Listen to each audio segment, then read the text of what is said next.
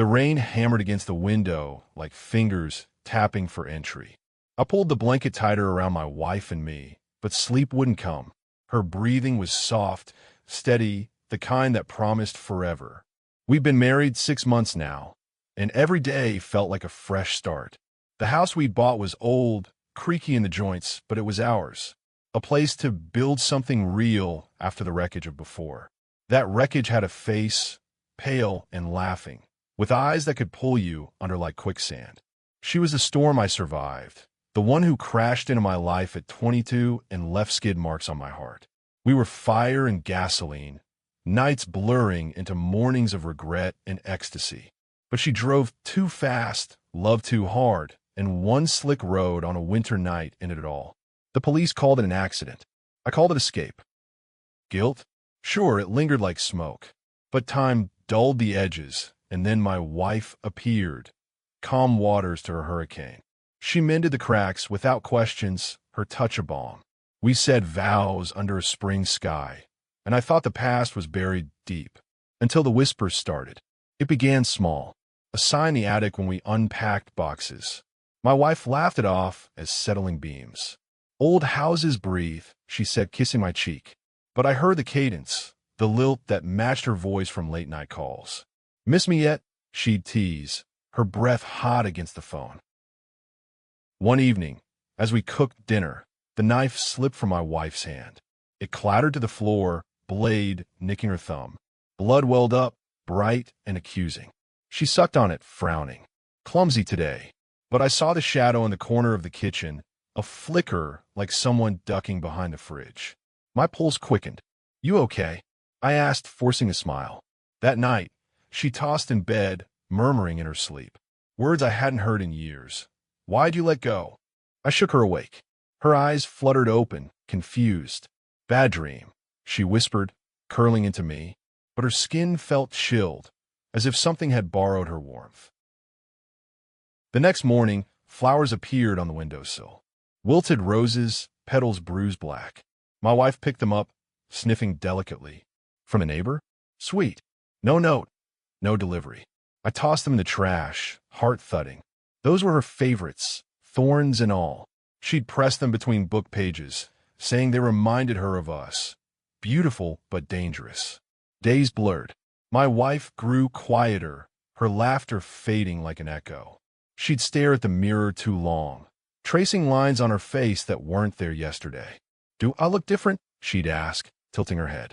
I'd nod, throat tight because yes. Her eyes held a shadow, a glint that wasn't hers. One afternoon, I came home early. The house smelled of vanilla and ash.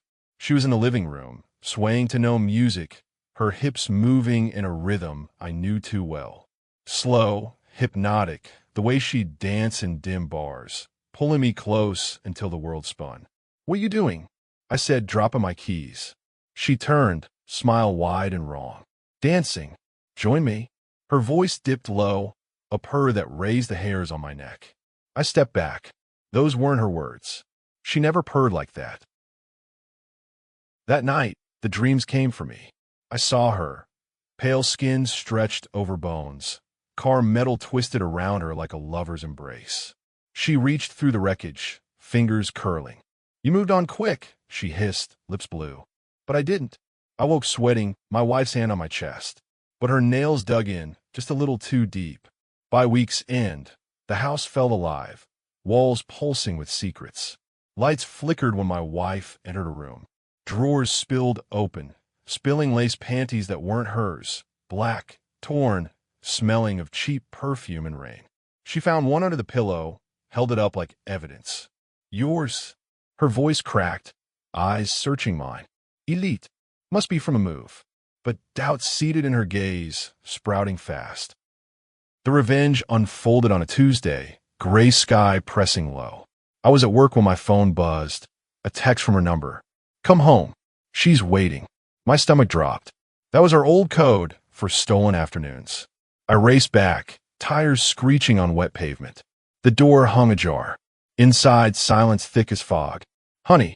My voice echoed, swallowed whole. Upstairs, water ran in the bath. Steam curled from the crack under the door, carrying the scent of lavender.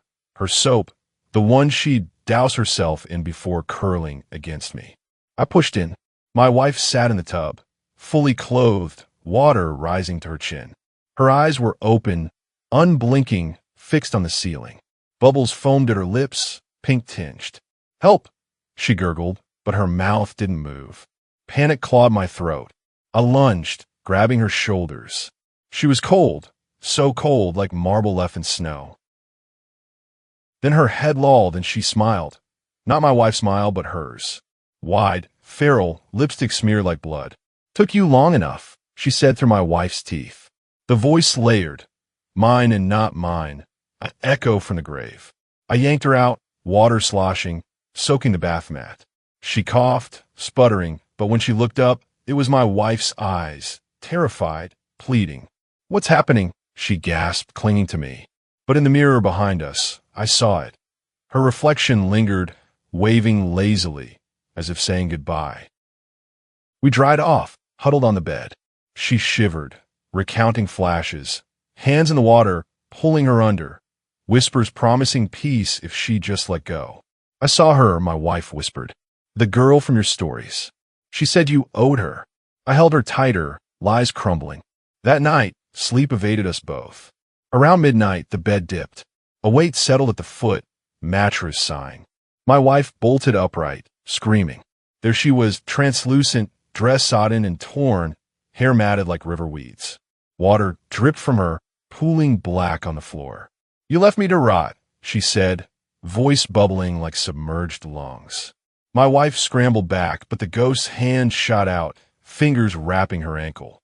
Skin blistered where they touched, red welts rising like brands. "He's mine. Always was." I swung at the air, fist passing through mist. But my wife, she felt it. Nails raking her legs, drawing thin lines of blood. The ghost laughed, a wet rattle, climbing the bed like a spider. Her face hovered over my wife's. Inches away, breath fogging the air with decay. Feel what I felt. Alone. Forgotten. My wife thrashed, screams tearing the night. I grabbed the lamp, smashing it down. Glass shattered, but the form only rippled, reforming closer. Cold seeped into the room, frost creeping up the windows. The ghost's eyes locked on mine, black as oil. "You think marriage erases me? I carved my name in you." She lunged then, not at me, but through my wife.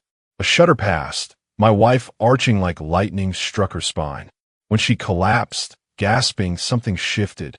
Her movements slowed, deliberate. She sat up, head cocking at an odd angle. "Missed this body," she said, running my wife's hands down her own arms, admiring. Softer than mine was. Horror choked me. I backed away, but the door slammed shut, lock clicking without hands. The thing in my wife's skin rose, stalking me across the room. She fights, you know, scratching from inside. But soon, it trailed fingers along the wall, leaving gouges in the paint.